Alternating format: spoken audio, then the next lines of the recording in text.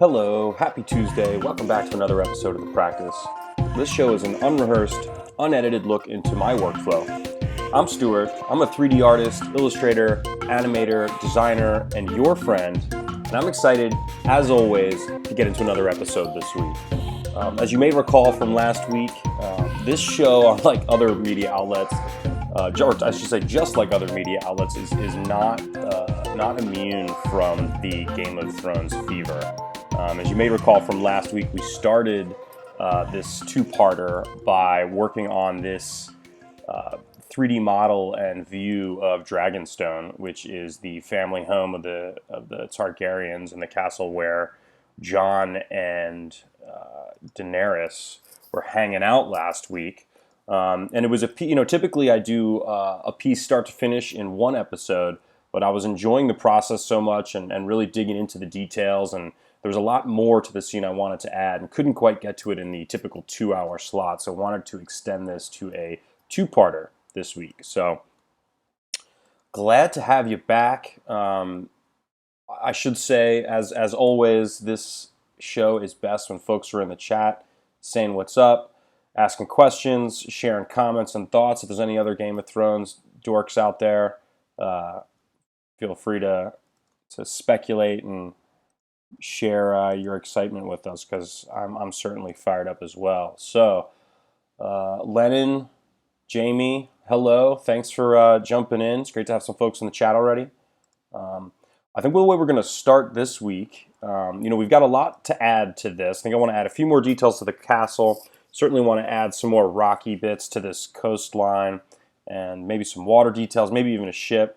I was also thinking that one of the new discoveries we had is that for this season so far is that there's a whole stash of dragon glass under this castle. So maybe we'll even do a little opening in one of these hills that's meant to lead to the mines of dragon glass that it seems like we're going to get into next week. But I think the first thing I want to do is get into this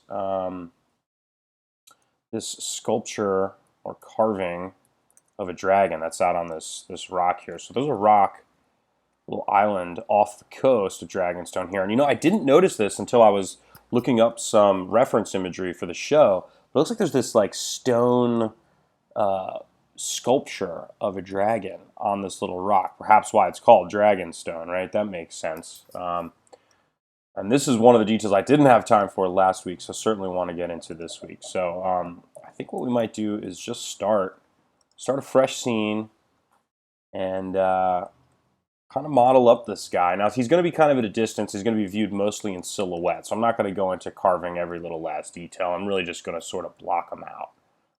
So let's do that. Let's get that shape going. Let's see here.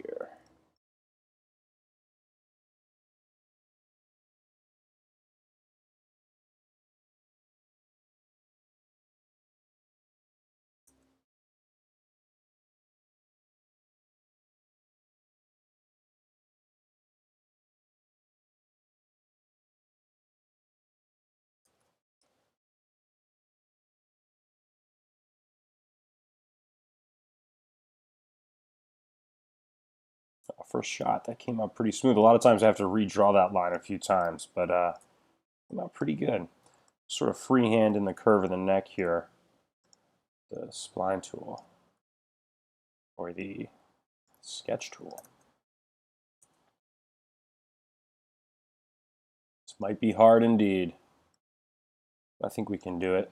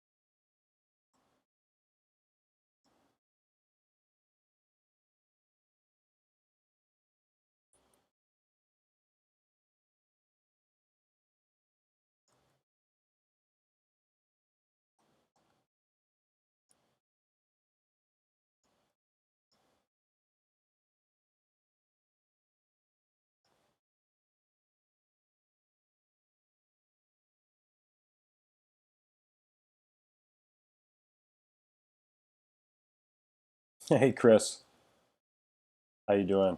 Yeah, they can be those C4D splines. It took a while to get used to working with them. I find that actually in adjusting these angles, I use the rotate and the scale tool a lot. I find that just using this scale tool allows you to really affect the shape of those curves. It's very different from Illustrator, which is where I sort of grew up learning how to draw spline shapes. So it took some getting used to. I have to say, it's kind of funny. Since going freelance late last year, I think my Cinema 4D skills have started to surpass my Creative Suite skills, which is kind of interesting.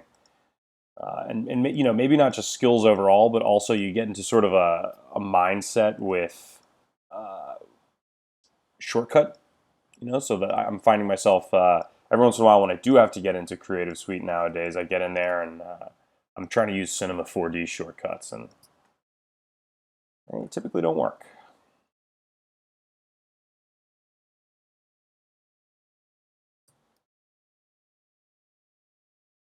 Just getting some rough shapes in order. Um,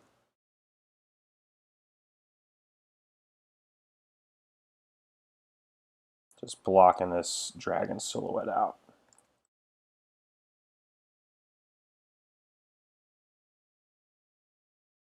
Probably not going to go too detailed on this portion because, like I mentioned, it is sort of in the distance here. It's mostly going to be read as a silhouette. So one thing I've been really enjoying doing is going into the sculpt menu. And that is super useful in terms of sort of roughing out organic forms. And it's funny, speaking of shortcuts that work in both Creative Suite and in Cinema 4D, I'm using the open bracket and close bracket to adjust this brush size, which is just like how it's done in Photoshop. So that's kind of cool. What I'm going to do is start getting the shape of this dragon's head going.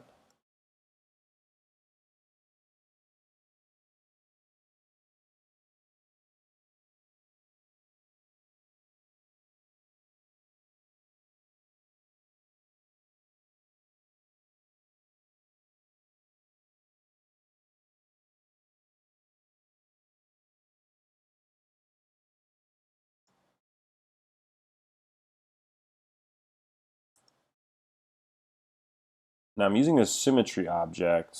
Let's see. Oh, that didn't work.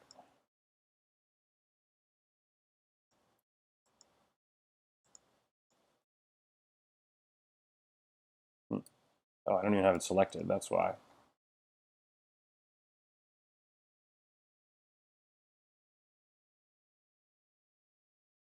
Should be able to. Huh, why is this not working?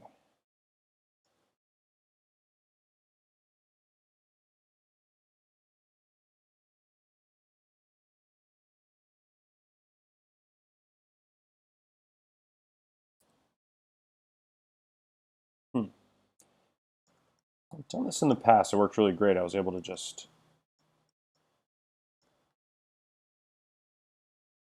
subdivide it again. Whoops.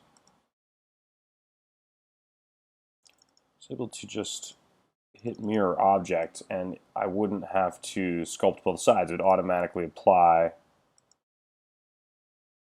the, whoa. That is not right, huh?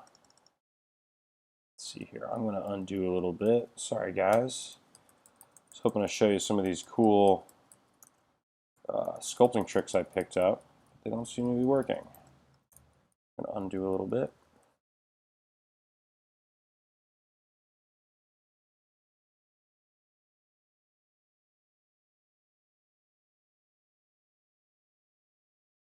ZBrush is super overwhelming. I downloaded what's it called? Their light version of it's called it's not ZBrush. What is it called? Sculptress. And I've played around a little bit in that. It is a bit. I mean, even that's overwhelming. It takes a minute to get used to. And ZBrush is a whole other ball game on top of that.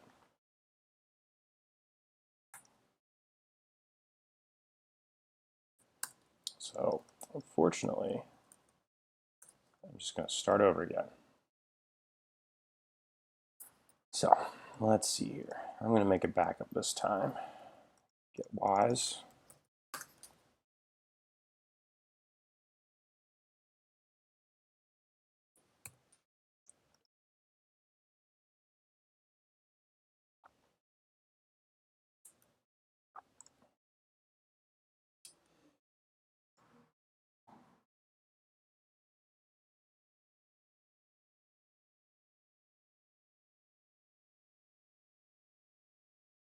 And you know, Chris, I was actually thinking about picking up a copy of ZBrush, but instead I decided to spend a little bit more time and play with the native sculpting tools in Cinema, just because they're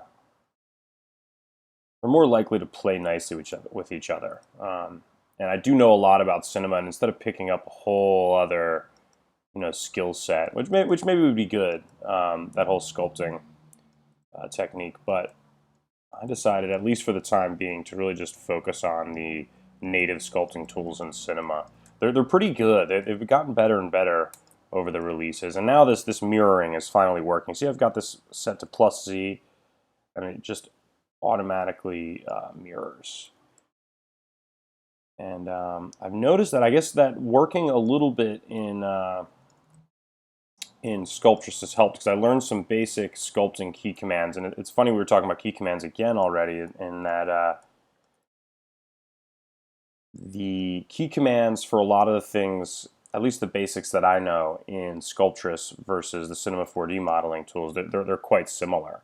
So what I can do is actually, for like with pull, I can draw on the object and it'll add to it, but I can also hit command and that'll subtract. And I think that's the same in Sculptress, at least, where the command key will do the opposite of whatever the tool you have selected will do. So the pull will bring it up, but if I hold command with the pull key, it'll bring it back down, which is kind of cool to know. And the other thing that you can do is hold shift with any key, and that becomes the smoothing tool. So I can make these alterations and then smooth things out a bit, which is helpful.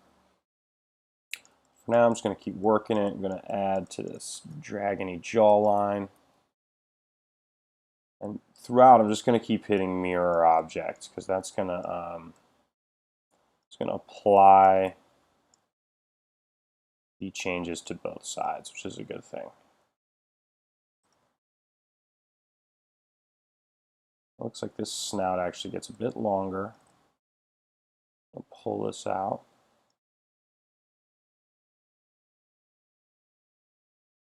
And just sort of thin it out.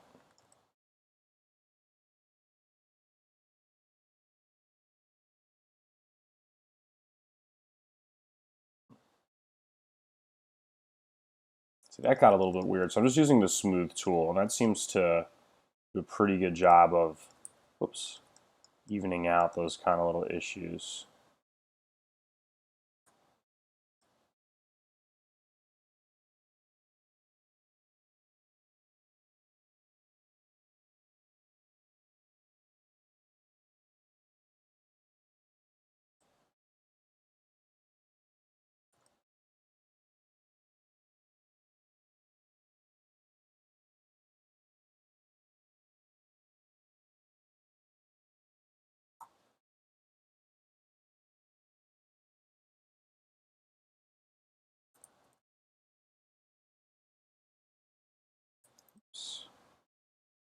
And of course, there's lots of little presets here for the different tools, so you can adjust the weight of certain things, the fall off, the size of the brush, of course.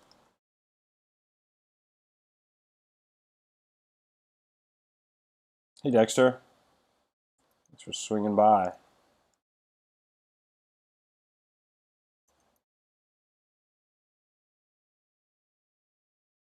Yeah, a lot of people don't even realize that the sculpting tools are even in there. So it's a positive thing for sure. And it would be fun to spend like a whole episode just sculpting a dragon. Maybe I'll do that sometime. But for this exercise, we're going to keep this guy fairly simple, actually, because he's really just going to be a silhouette further back in the scene. There you have it. That's a bit of a dragon head.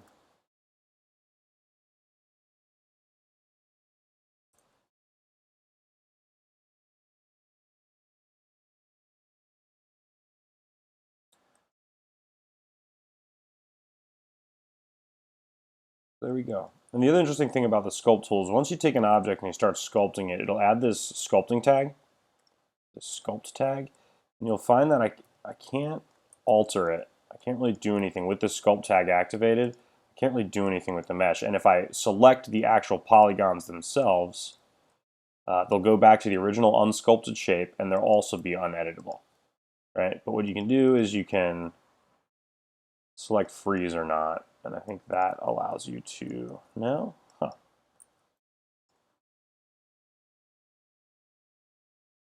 Oh, you can do freeze and or allow deformations. So I think that will allow you to stretch it and pull it a little bit. Nope, totally lying. Huh.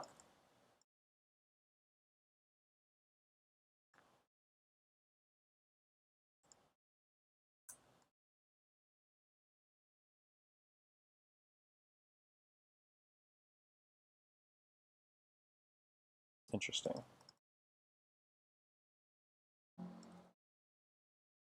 Anyways, if I want to make changes to this, I'll wind up just expanding it and altering it that way. Maybe someone watching this in the replays who knows a lot about the sculpting tool can correct me. That's funny. All right, so let's see. I think we should make some wings now. In fact, you know, I'm going to alter this just a little bit more. That the shape under the chin is a little bit weird here, so.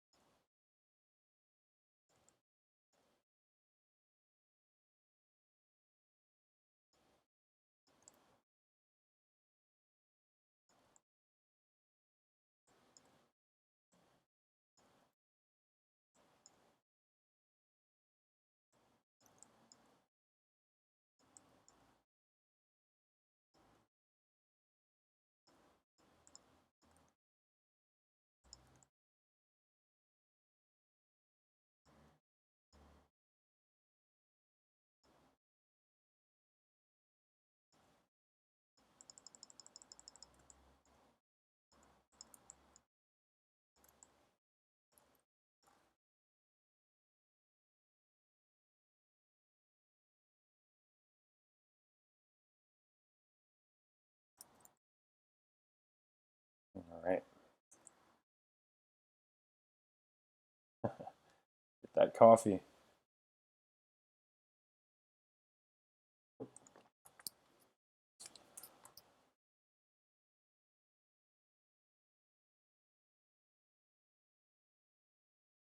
So now I'm just gonna go to this front view,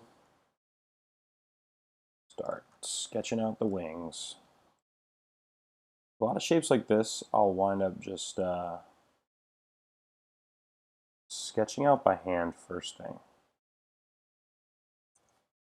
And then, no, that's not really how that looks at all.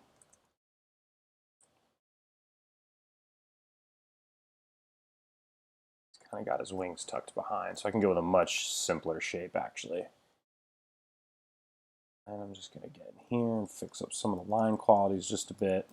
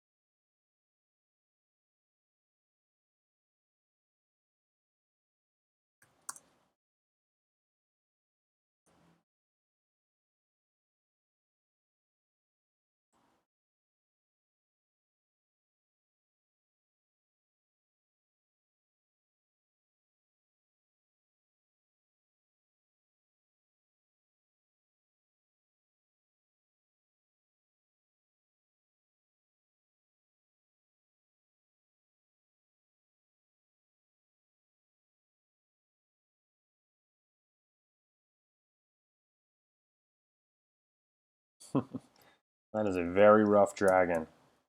But since he's just a sculpture distance, he's going to work. There he goes. He's flapping.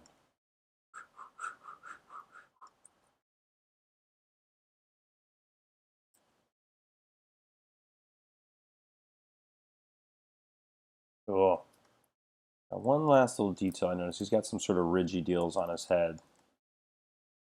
So I'm going to add some of those.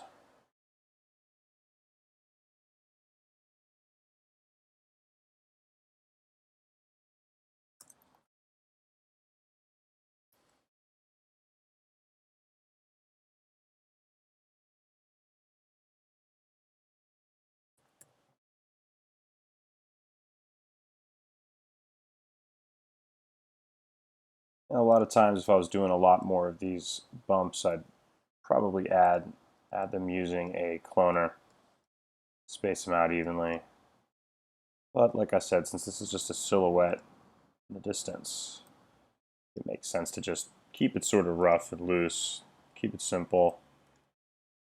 Also going to be kind of rocky, so I might even add like a kind of a deformer to this to get some rougher edges, and these are less than perfect. That's going to be okay. So cool. So here's our dragon outline.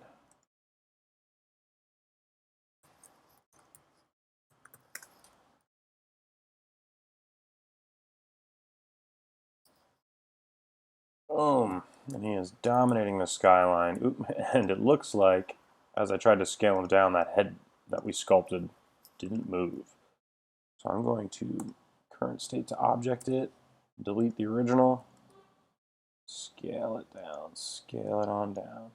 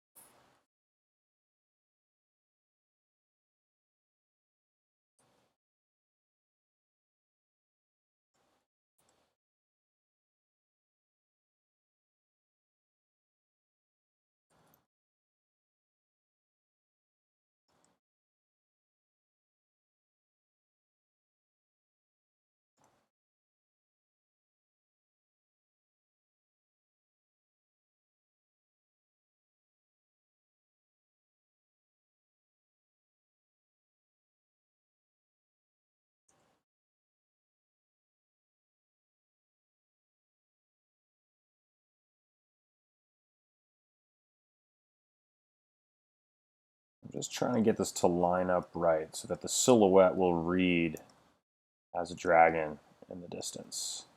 I think that'll involve adjusting his neck a little bit.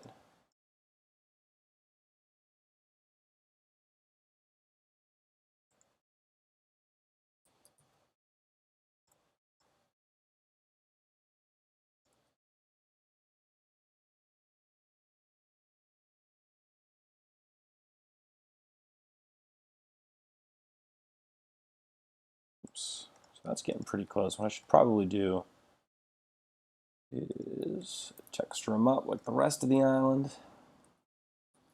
Actually, that is incorrect. There's the right texture. All right. Let's see what that gets us. Spooky Ghost, hello. Chihan, hello.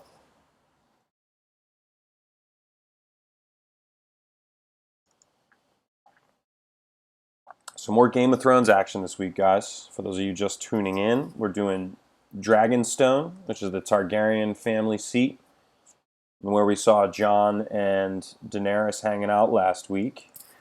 We got a start on the practice episode 56 last week on modeling this guy. Here's how it looked in the last week. And I wasn't quite finished. You know, typically I get everything done in about a 2-hour time frame, but there are so many cool details here, and I didn't get a chance to complete them all or even take them as far as I wanted. And, you know, honestly, this is also a really good excuse for me to just spend another week nerding out on this Game of Thrones stuff. And it's fun every once in a while to take a piece beyond just the typical one episode and add additional details and make it a little more complete, push it a little bit further, especially with a subject matter as fun and as detailed and rich as this. So while that's rendering and we're waiting for our view of our dragon to show up, I'm going to just pepper in a few more of these rocks, because I know one of the things about Dragonstone is this crazy cliff it's situated upon and this rocky coast. So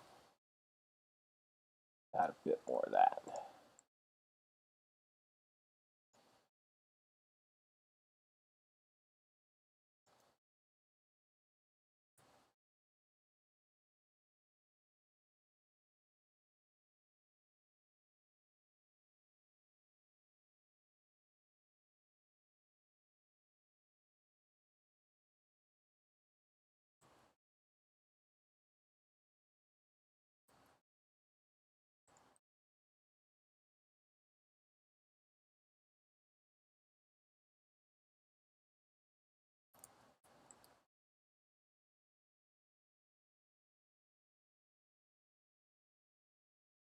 Maybe even add a couple of these jagged bits to the little island area out here.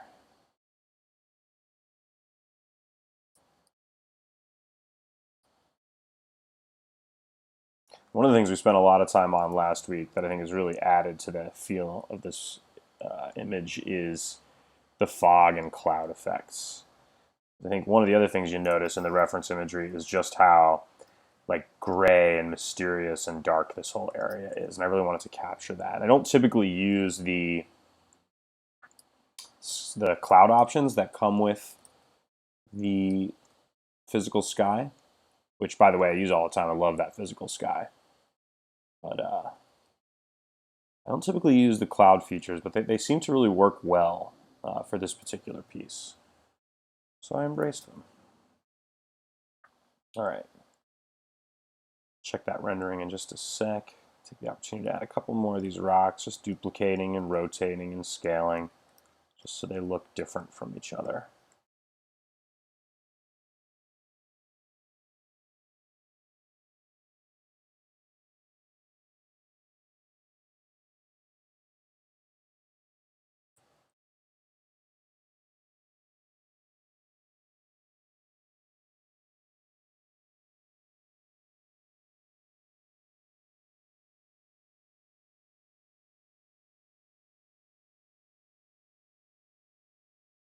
All right, now let's take a look.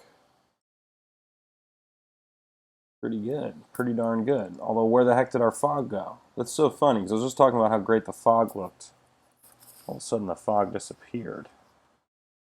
Yeah, it's weird. This, you know what, this happened when I opened the file as well. This fog sort of reset itself, which is odd.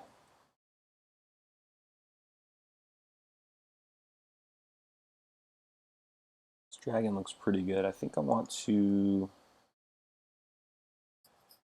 make him just a little bit smaller, a little bit subtler. More subtle? Is it subtler or more subtle? You guys tell me.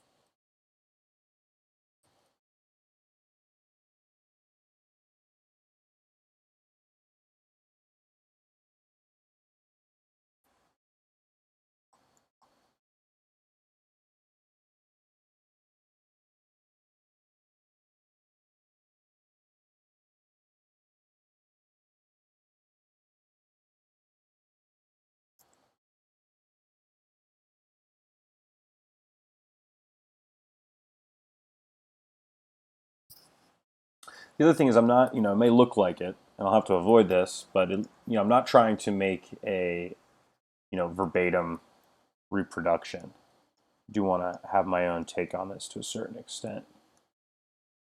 So I'll be simplifying and altering some details, just in the interest of making it my own. Now let's hope that that fog is behaving properly now.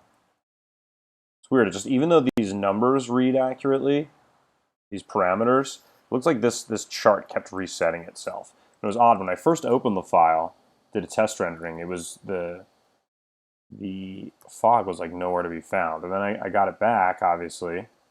So there it is again. And then somehow we lost it on that last rendering, but that's all right. But you can see, actually, it's a good opportunity to see the difference between the two. You can see how much depth and atmosphere that fog adds. It goes a long way. Oh shit, Jon Snow's here. What up? We're going to open up the mines for you real soon and let you get all that dragon glass. How's that sound?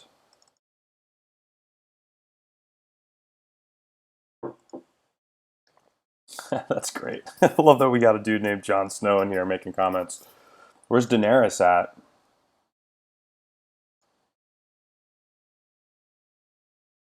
And since Jon Snow is here, actually it's a great opportunity to maybe open up the mines. Do we want to make a little opening somewhere down here? I think we do, because that's where we'll be mining the dragon glass. Let's do that. And yeah, our fog is around. So while that's rendering, it's going to take a minute. Let's do a little opening over here. I'm going to hop out of the camera. And actually, before I mess up the camera angle, I'm going to add a protection tag to that. Sorry, protection tag. Bam. So that way I can't move the camera, which I always do. It looks like right around here would be a good spot to punch out a little mine opening.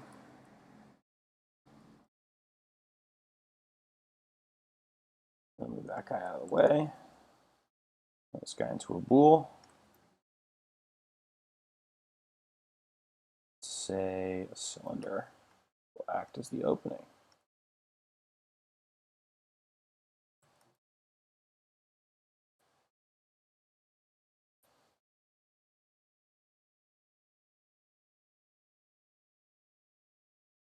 What do I think about Brand's comments last episode? I was watching it with some friends, and we were joking and saying, Hey, Bran, you got weird at college, man. What kind of drugs are you on? Because he was finally back with his sister.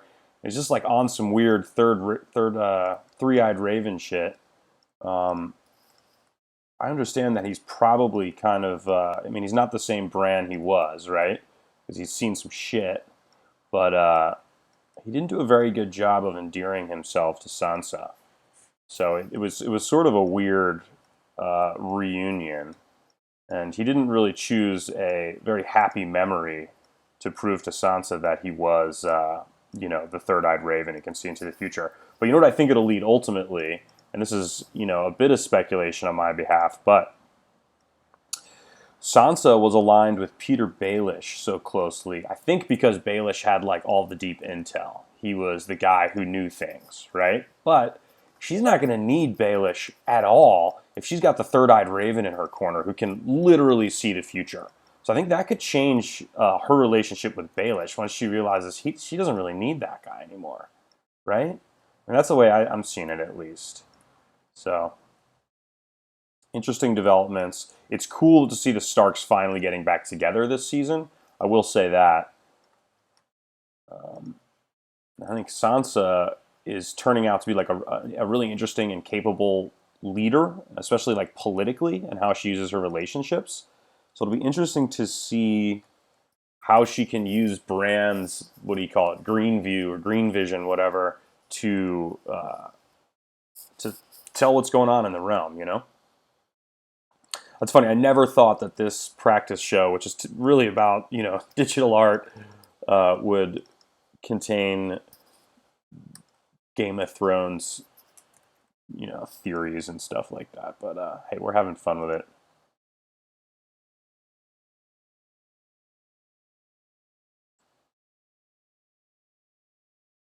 So here's a little opening to a mine. Maybe Jon Snow could go find some dope dragon glass in. Open that a little further.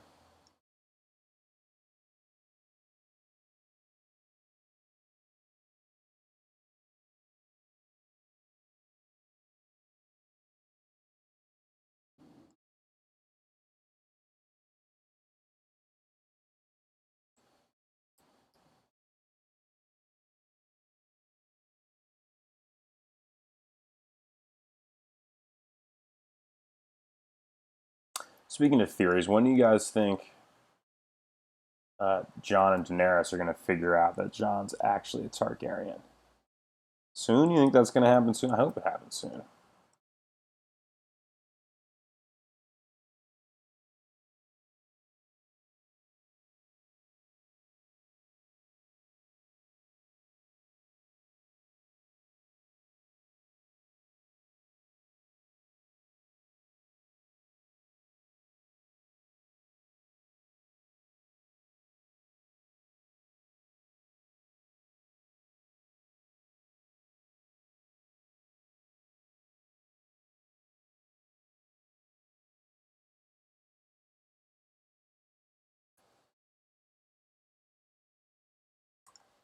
Still rendering, huh? Oh, that's going slow. Not too slow. I guess we just modeled that opening really quickly. Yeah, not until the last. Yeah, I mean, it's going to take a while. And I was talking about this with some other friends when we were watching. It's like not only we're approaching the last seasons, the last arc of the story, but we still have like 10 or 11 episodes left, which is a lot of television time. Figure at least an hour for each of those shows. So um, that's 5 full-length feature films. So there's a lot of time yet to get into some stuff. And I have a feeling that we're not going to see the whites or the undead really start messing with the people of the realm until probably next season, if I had to guess.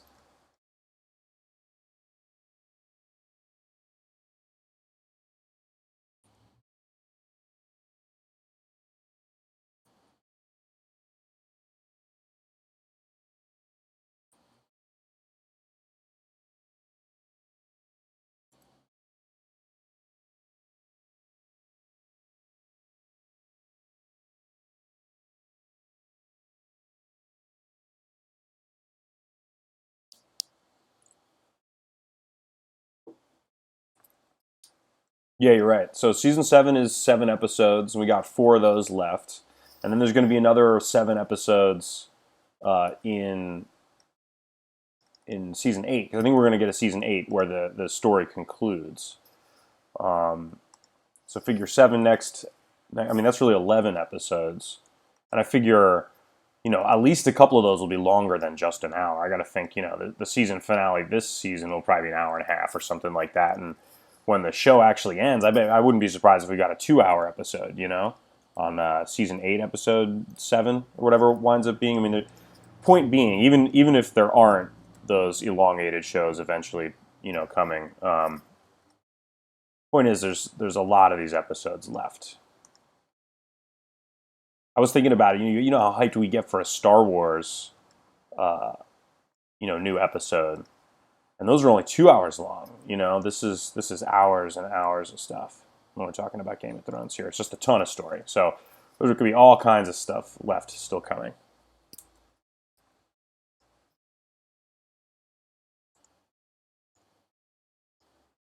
Especially when we get the fog in on this guy, he's looking really good. I think his wings are just too big at this point.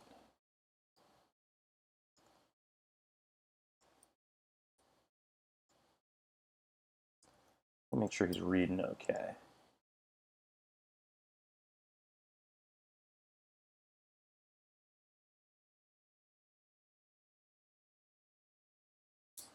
Wonder if that mine is even visible enough. Maybe I should add a bit to that.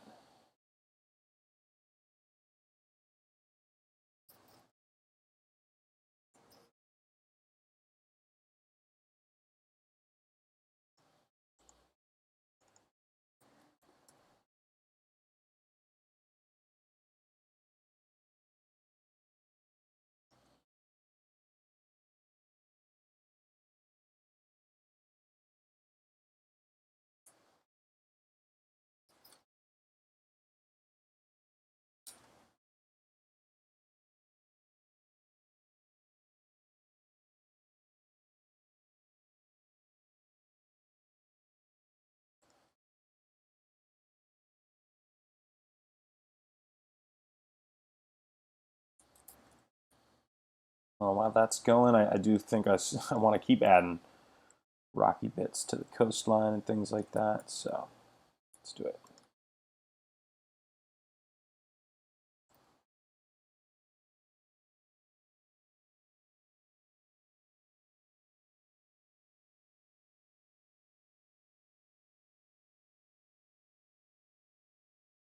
If I had to guess, though, I think we wind up seeing one of those dragons get killed. One of Daenerys's dragons, I think, probably gets killed in the next couple episodes.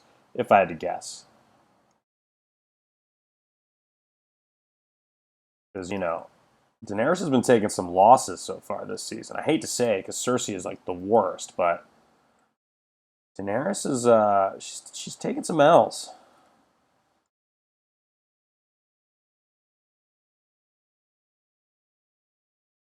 Like most of her fleet is gone at this point. The Unsullied are all stuck up in Casterly Rock. I got this suspicion that she's going to lose a dragon or two sometime here soon as well.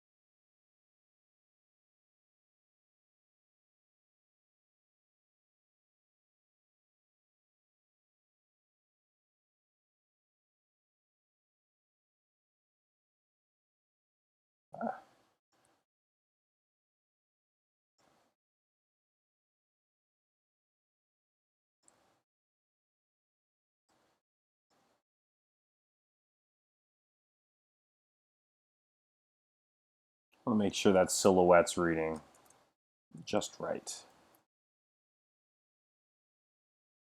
I think I want to make him a little smaller. So I know he's a very cool feature, but I'll make him a little smaller and a little more subtle. Gives you another little detail to discover in the piece. And I didn't notice until, like I was saying, I didn't notice that little rock dragon was out there at all until I started digging through reference imagery and looking at it really closely, which is cool. They do such a great job on this show of, well, I guess in this series, George Martin did a brilliant job of adding, details to the story, and the folks at HBO have done a really brilliant job of bringing them to life. I don't know if it gets said much, but one of the things I like most about this show actually is the costume design is really good, and not only do the costumes look, really cool and it looks like they're constructed well and they fit and feel like they're part of the era. They also do a brilliant job of just wearing them. I know it sounds like a silly detail, but sometimes you'll see movies where, some knight or soldier or whatever is out in the desert for a really long time, but he's wearing this like sparkling, clean, wonderful suit of armor. I like, the stuff on Game of Thrones seems like appropriately weathered and seasoned and rough around the edges. It looks really good. In fact, I'm glad to see what is his name? Daenerys' blonde friend, the guy who just got all his grayscale scraped off of him. He's a Mormont. What's his name? Jorah? Yeah, Jorah. Glad to see him finally get a new shirt, because he was an example. He was wearing the same damn outfit for like 5 or 6 seasons, and that yellow shirt he was wearing was grimy. Grimy as hell.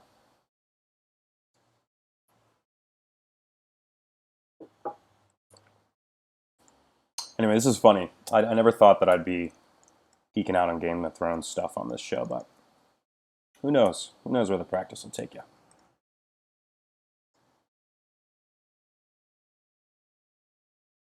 While that's going, I think I might also take this opportunity to add a couple more details to the castle here. Just kind of silly little details are going to add a lot. Greebles. Greebles are good.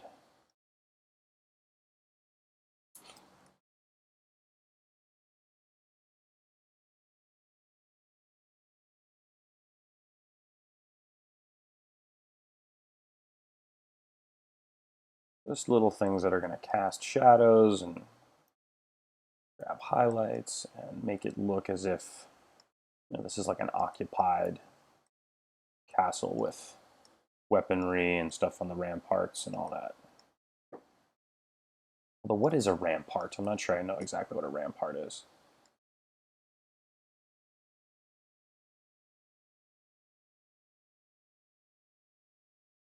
Sounds like ancient castle stuff.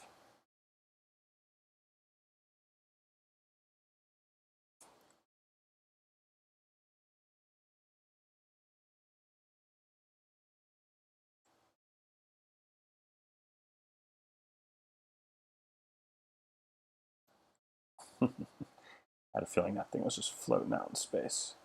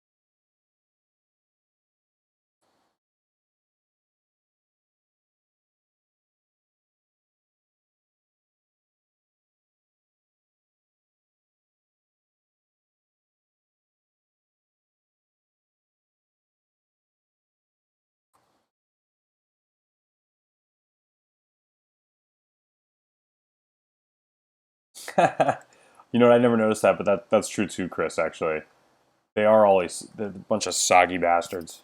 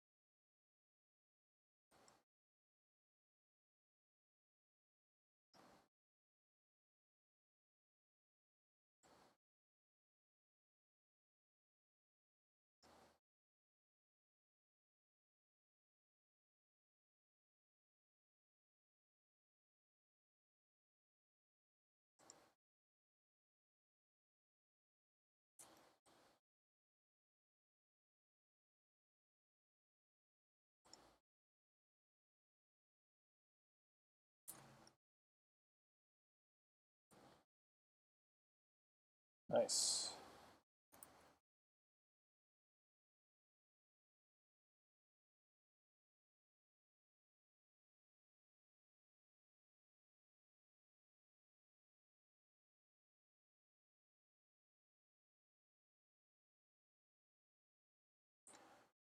I actually like the way that came out. I think I'm going to be a similar effect on the rest of these little, I guess you'd call this a buttress. Let's see here. Now this is the type of thing perhaps I should have done before I copied these off, because now I just have a bunch of copies of them. But I like the rounding that we're getting from this. I might do actually here. Grab this guy. What I'm doing actually is I'm grabbing the period key. So I'm holding, I'm making my selection, I'm holding down the period key, and I'm dragging, clicking and dragging.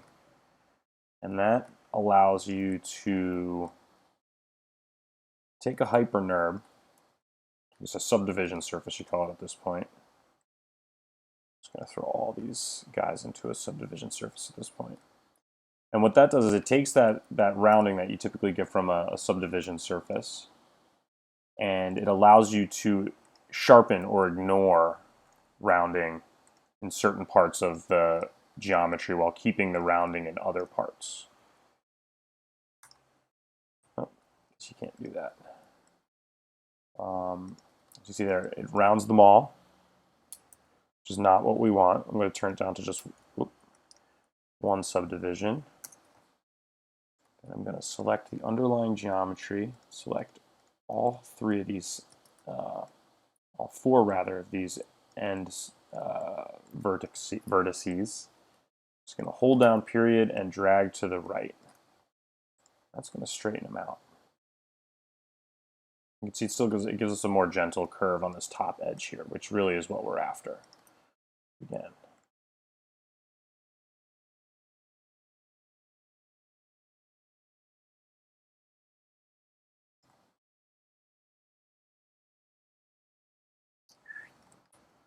I'm just going to work through the rest of these real quick here. These are the kind of details that I'm glad I got to hang a little longer on this one and not like rush to finish it last week.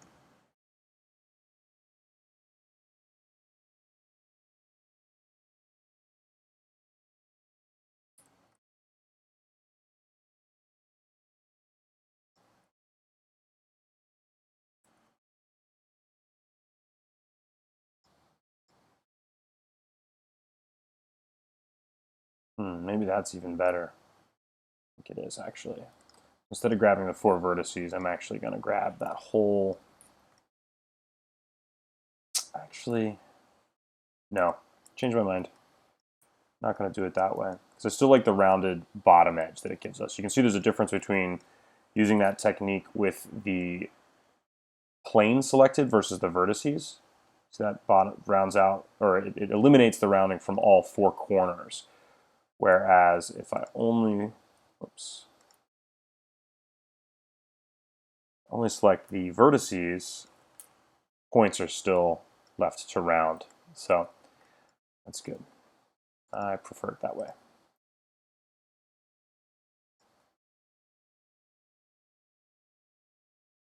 What I can do is select that end face, hold shift, then click on vertices, and it'll transfer that selection over. Which is a nice workaround. So, one more, I believe.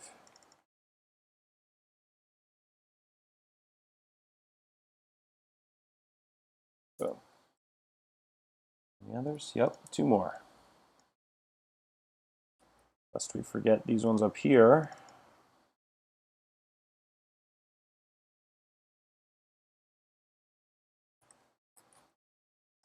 And one more, I believe, yes.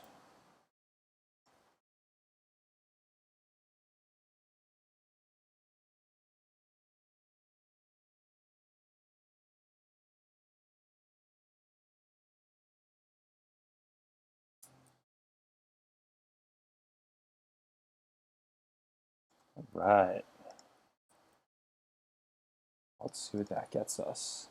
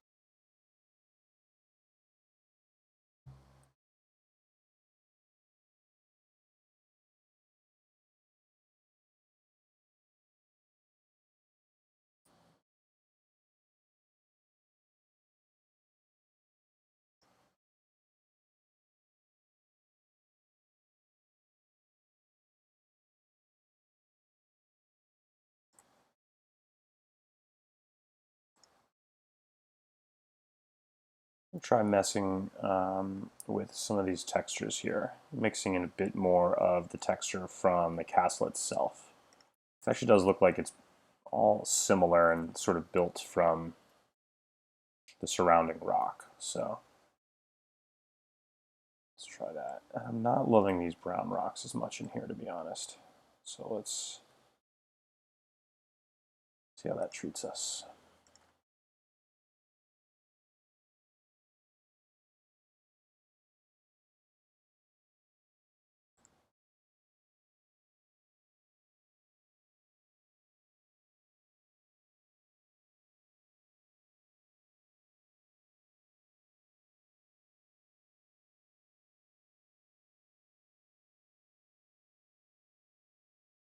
All right.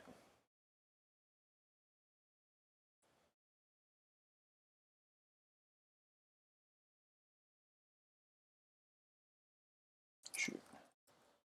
I meant to drop this water down a little bit.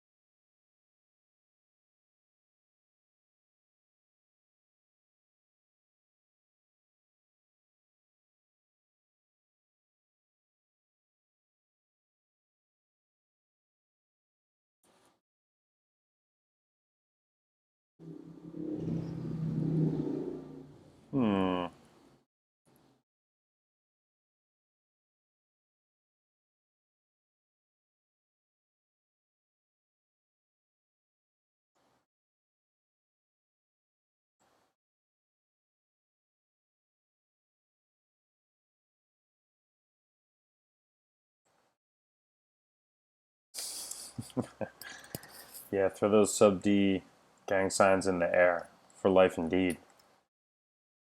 What a useful tool that is, right?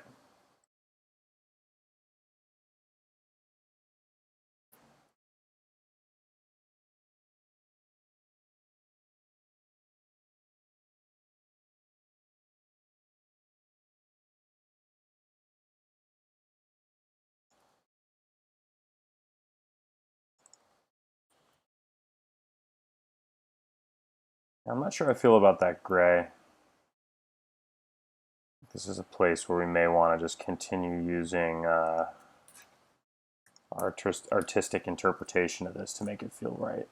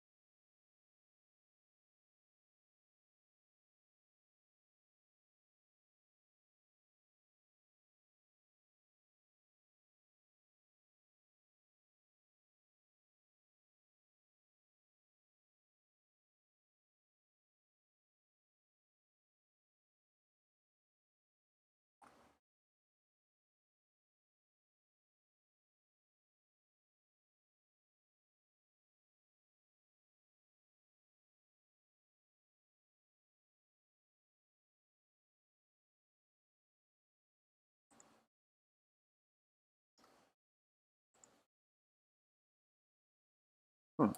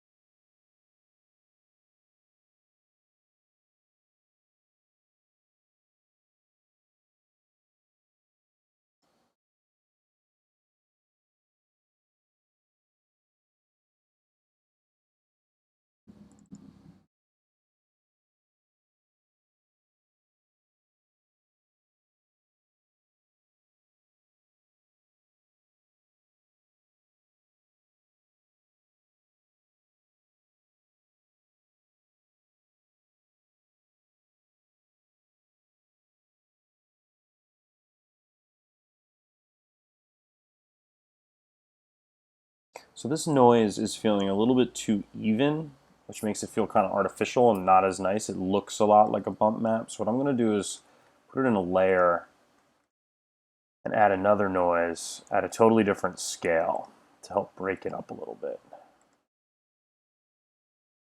What I'll do actually is grab just a different type of noise as well.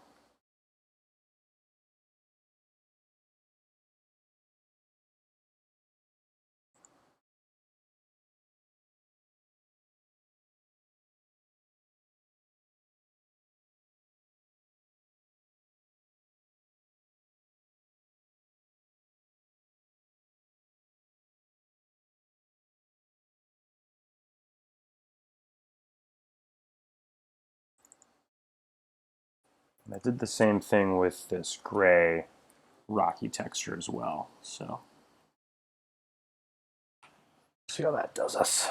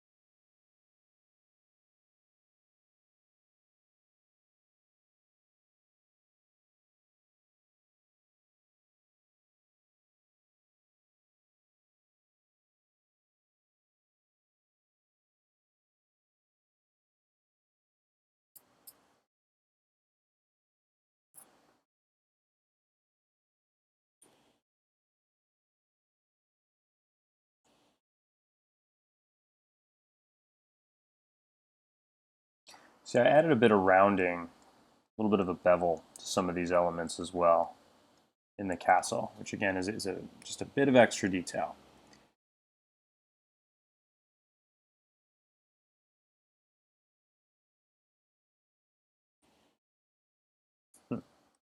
Also thought I went in and beveled these buttresses. I think that's a buttress.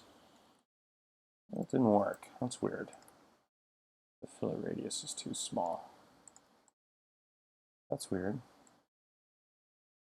Oh, go ahead and adjust those up again.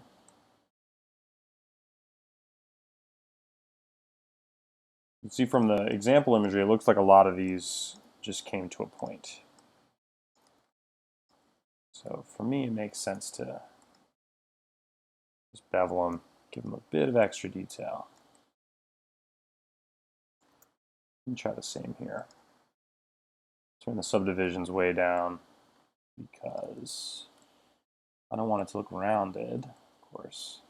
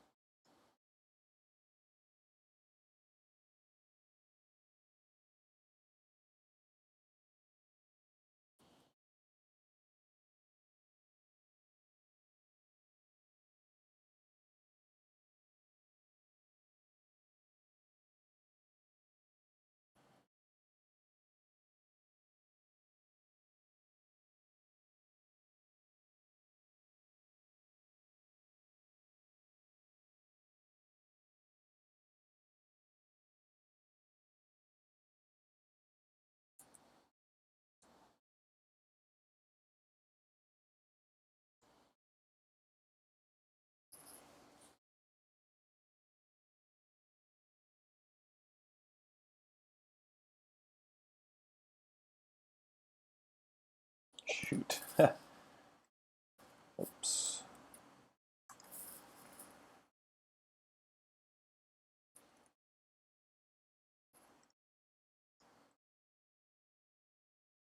So we're getting pretty close. I think, depending on how the textures and some of the things look in this test rendering, I might get a little adjustment here or there and then go ahead and push out a full high resolution piece. And maybe spend the next little while sort of retouching, doing some overpainting in Photoshop.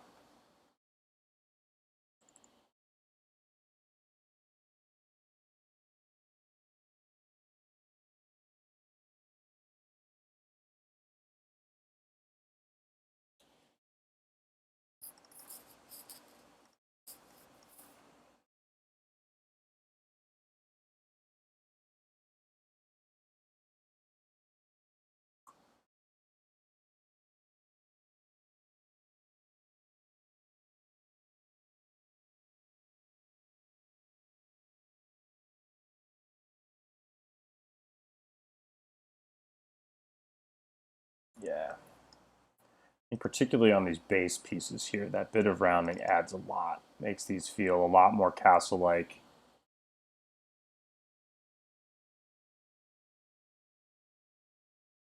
A lot more like a foundation. It's sort of those chiseled edges. Yeah.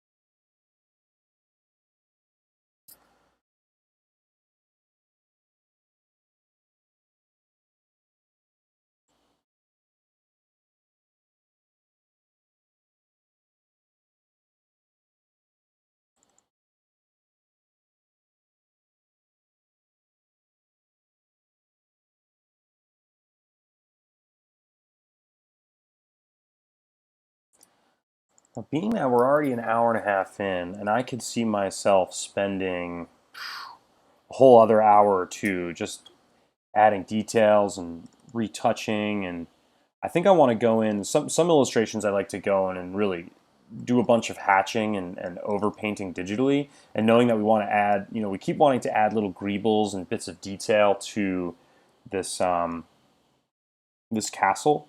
I think the coastline could use a lot of little rocky and grassy details. So I think I'm actually going to push this just a little bit further in 3D this week, and I might do an unprecedented third part to this piece, just because I know that the Game of Thrones hype isn't going anywhere. Gets excuse me, gets me pretty excited to work on something like I'm so into and dorky about these days, and that'll give me another opportunity to really spend a bit of extra time going in depth, really, on how I like to retouch. Maybe give some more pointers in Photoshop about how I like to work, and really spend a lot of time adding juicy details and color correcting and doing all that sort of stuff. Because I also think I want to export a really high resolution version of this rendering, and I'm not going to make you guys sit through that.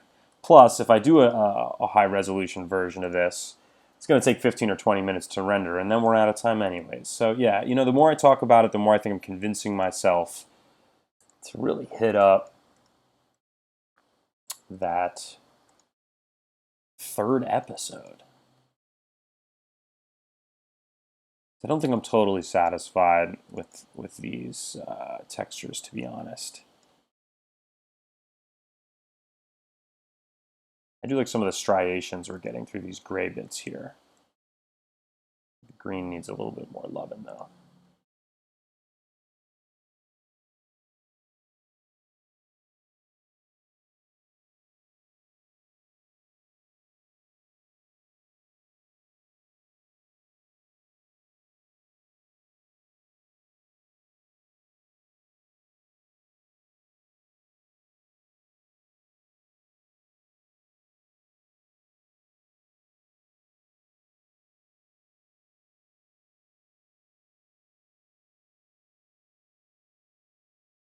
Even gonna add a little displacement to this green, just because I'm not totally loving it.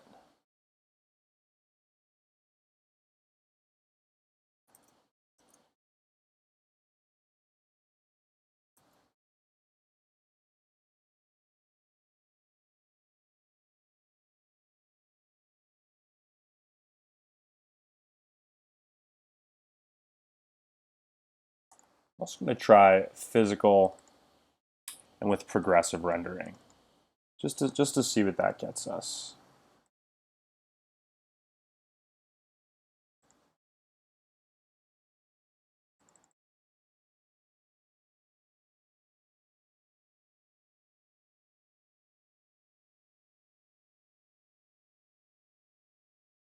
All right, let's see what that gets us.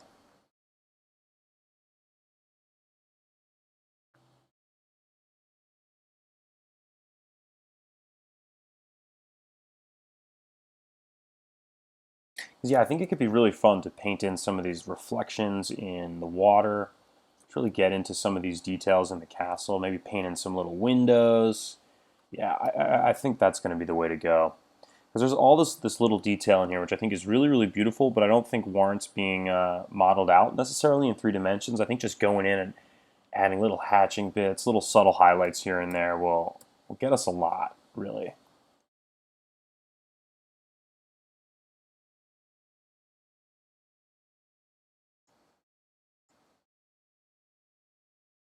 Also want to go twice as large with this rendering, just so we got plenty of resolution. It doesn't look like with this particular lighting setup that the physical renderer is going to give us a big difference.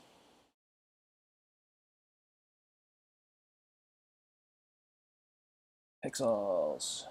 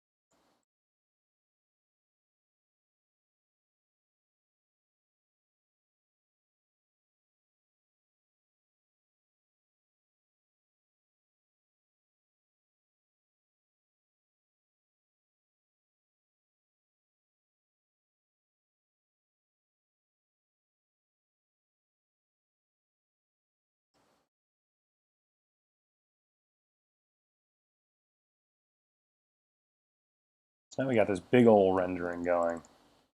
I love the way these pre-passes look. Sometimes they look almost as cool as the final rendering. Sometimes I'll even come through and take a little screenshot.